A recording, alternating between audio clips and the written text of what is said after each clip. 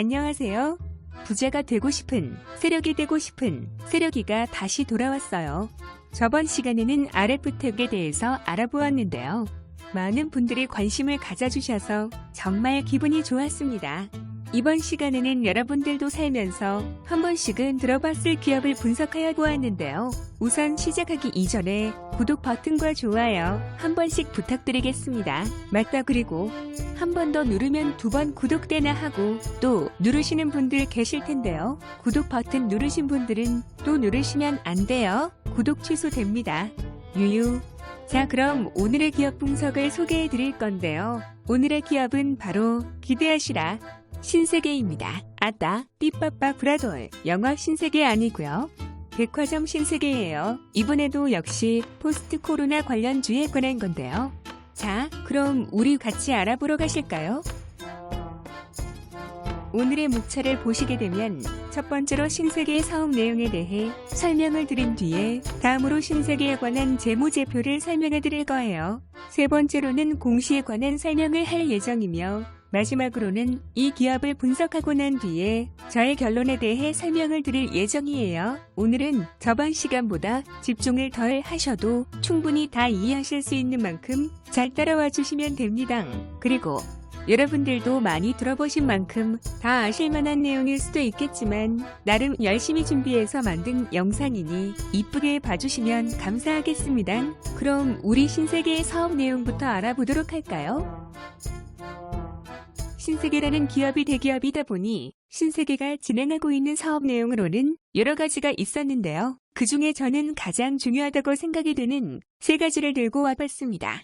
첫 번째로는 백화점이며 두 번째로는 코스메틱 분야, 화장품이고요.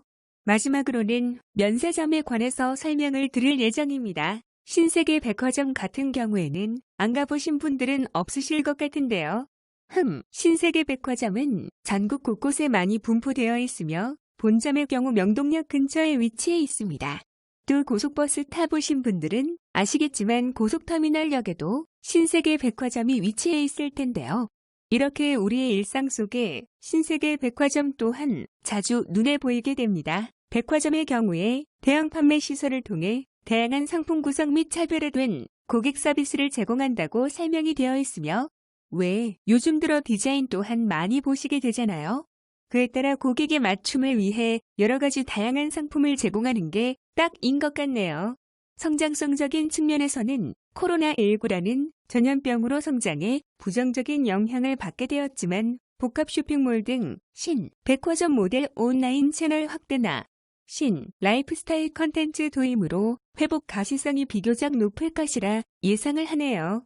다음으로 코스메틱 분야를 살펴보시게 되면 여기에는 화장품 분야가 있습니다. 화장품 같은 경우에는 전형적인 다품종 소량 생산으로 유행에 민감한 대표적인 패션 상품이기도 하죠. 성장성적인 측면에서는 순수 국내 시장과 외국인 관광객 중심의 시장으로 나뉘게 되며 현재 K뷰티의 위상 강화와 중국 등 아시아 관광객들의 꾸준한 유입으로 국내 면세 화장품 시장이 급성장을 하였지만 면세를 제외한 순수한 국내 시장의 경우 성장세가 둔화된 성숙 시장으로 진입을 하였다고 합니다. 자, 마지막 면세점의 경우에는 아주 중요하다고 생각이 드는데요. 일단 별 5개를 주고 시작을 해보도록 할게요. 신세계라는 세 단어를 머릿속에 떠올리게 되면 면세점이 생각나게 되는데요. 면세점의 경우 일정 지역을 지정하여 상품에 부과되는 제세금이 유보된 면세 상품을 판매하는 곳으로 국가로부터 설치 및 운영 특허를 받아 운영되고 있답니다. 또한 알고 계셨던 분들도 있으셨겠지만 2019년도 5월에 국민의 해외여행 불편을 해소해주며 또 해외 소비를 국내로 전환하기 위해서 외국에서 국내로 입국하는 사람들 또한 면세품을 구매할 수 있게 인천공항에 최초로 입국장 면세점을 설치하였다고 하는데요. 면세점이다 보니 외국인 매출이 대부분 차지하기 때문에 여행시장의 동향과도 밀접한 관련이 있다고 합니다. 성장성의 경우 일본인 관광객 중심으로 성장을 하다가 2010년대에 들어 중국인 관광객의 본격적인 해외여행 증가에 따라 높은 성장세를 띠게 되었지만 중국의 한국 여행 상품 판매 금지로 줄어들게 되었습니다. 하지만 내국인 아웃바운드의 지속적인 증가와 동남아시아 등의 고객 다변화로 성장을 이어나가게 되었는데요. 하늘이 무너져도 솟아날 구멍이 있다는 말이 떠오르네요. 여기서 또 멈추지 않고 2019년도의 경우에 중국의 사드 보복 해제 분위기까지 더해져 2019년도 매출은 사상 최고치인 약 3조 1천억 원을 기록하였는데요. 현재 코로나 발병으로 면세 사업에 부정적인 영향을 주었지만 3자 국외, 반송, 내수 통관 등 채널 확대, 또 매출의 큰 비중을 차지하는 중국 소비의 정상화가 되면 그때의 파급력은 어마무시하지 않을까요? 자, 이제 우리 함께 신세계 재무제표에 관해 이야기를 해보러 가요. 많이 지루하실 수도 있겠지만 지루하지 않은 공부는 없답니다. 왜 그런 말이 있잖아요? 없다고요? 알겠어요. 당신은 두고 봅시다. 자, 다시 돌아와서 신세계 같은 경우에는 시가총액은 2조 3,973억 원으로 우량하네요. 역시 사람들이 그래서 대기업 하나 봐요. 발행주식의 경우에는 984만 5,181주이며 외국인의 지분은 24.72%라고 합니다. 오늘도 어김없이 차트를 갖고 와봤는데요. 여러분들이 차트도 같이 보게 되면 더 도움이 되실까 해서 넣어봤습니다. 이런 나 칭찬해주세요. 다음으로 PER의 경우에 코로나로 인해 적자이기 때문에 역시 나와 있지 않는 것을 확인하실 수 있고요. PBR의 경우에는 0.69로 주가가 장부 기록 가치에 못 미치는 점을 알게 되며 아직은 저평가되어 있다는 사실을 확인할 수 있지만 여기서 유의사항, PBR은 부채를 반영하지 않는다는 점 명심하셔야 됩니다. 다음으로 PCR도 그럼 확인을 해보셔야겠죠? PCR의 경우도 4.23으로 저평가되어 있다는 사실도 확인이 되었습니다. 처음 보셔서 못 따라오시는 분들은 재무제표 기본 용어 영상을 참고하시면 도움이 되실 거예요. EV/EBITDA의 경우에는 9.11로 2019년도가 6인 반면에 늘어나게 되었는데요. 뭐 이 정도면 코로나 발병치고 나쁘지 않다고도 생각이 듭니다. BPS를 보시게 되면 36만 4,279원으로 현재 주가보다 10만원가량 높다고 보이는데요.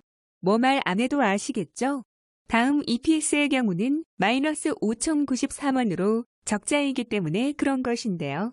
이때 20년도 1, 2, 3분기가 마이너스였지만 4분기에 플러스로 전환했다는 사실도 알아두시면 좋습니다. PSR의 경우에 0.491로 업황 개선 시 순이익이 많이 늘어날 것으로 보이는데요. 여러분들은 어떻게 생각하시나요? 이상 재무제표를 마치겠습니다. 항상 재무제표 시간만 끝나고 나면 머리가 띵하네요. 안 쓰던 머리를 쓰려고 하다 보니 그런 걸까요? 자, 오늘은 바로 공시로 넘어가 보겠습니다. 신세계 기업 같은 경우에 공시에서는 그냥 형식적인 내용들이 많았는데요. 일단 궁금하신 분들도 계실 수 있으니 가져와 봤습니다. 2020년도 8월 달부터 국내 외 기관 투자자 대상으로 설명회를 개최한다는 공시가 꾸준히 올라오고 있었는데요. 아무래도 설명을 하며 코로나로 인해 줄어든 매출을 위해 노력하는 모습이 보인다고 생각이 들었습니다. 또 20년도 9월 28일에는 최대 주주가 변경이 되었다고 공시가 되어 있는데요. 이름은 언급을 하지 못하는 관계상 이모 씨에서 정모 씨로 변경이 되었다는 점도 공시되어 있었습니다. 만약 궁금하신 분들은 공시를 보게 되시면 더 자세하게 보실 수 있을 것 같네요. 가장 중요한 마지막 공시, 이번 연도죠. 2,700억 원가량 무보증 일반 사채 확정이라고 명시가 되어 있는데요. 이는 18년도 1월 23일 날 발행한 사채 및 기업, 어음증권 상환 목적으로 사용 예정이라고 써 있었습니다. 사채도 어디서 빌리냐에 따라 달라지게 되는데요. 다행히 한국신용평가나 나이스 신용평가사에서 AA 등급으로 측정이 되었다고 하니 뭐 나쁜 편은 아니라고 생각을 합니다. 항상 말씀드렸다시피 투자를 하시기 전에 기업을 분석을 하는 것이 가장 기본이며 항상 리스크 관리를 위해 객관적으로 판단을 하셔야 되는 점 명심해 두셔야 합니다. 이 정도면 내가 안고 갈 수 있는지 아니면 내가 감당하기 버거운지 항상 조심스럽게 투자를 하셔야 된다는 점 꼭 말씀을 드리고 싶습니다. 자, 이렇게 공시도 끝이 났는데 이제 우리 마지막 결론 파트까지 함께 듣고 가실까요? 다 왔네, 다 왔어. 이제 다 왔습니다. 이 부분은 제 개인적인 결론이라는 점 말씀드리고 시작을 해볼까 합니다. 항상 말씀드렸다시피 우리는 아직 코로나가 진행 중이며 이제는 포스트 코로나를 슬슬 준비해야 된다는 시기라고 말씀을 드리고 싶습니다. 신세계의 경우 분야 대부분이 사람이 필요로 하며 사람들과의 접촉이 불가피한 분야라고 판단이 되며 사회적 거리두기로 인해 많은 사람들이 외출을 꺼려한 게 사실이었는데요. 아마 이번 코로나로 신세계라는 기업 또한 많은 피해를 입지 않았을까 라는 생각이 들게 되었습니다. 하지만 우리 다시 한번 생각을 해보자요. 코로나 이후에 세상이 온다면 사람들은 뭘 가장 먼저 하고 싶을까요? 주변 지인들도 만나려고 할 것이며 그동안 많이 못 갔던 해외여행을 가려고 하지 않을까요? 또한 많은 외국인들이 한국으로 여행을 오게 되며 면세점과 같은 사업도 많은 성장을 하게 될 것 같은데요. 이로 인해 급격한 회복을 하게 되지는 않을까 라는 개인적인 생각을 해보게 되었습니다. 여러분은 이번 영상을 통해 어떤 점을 느끼게 되셨나요?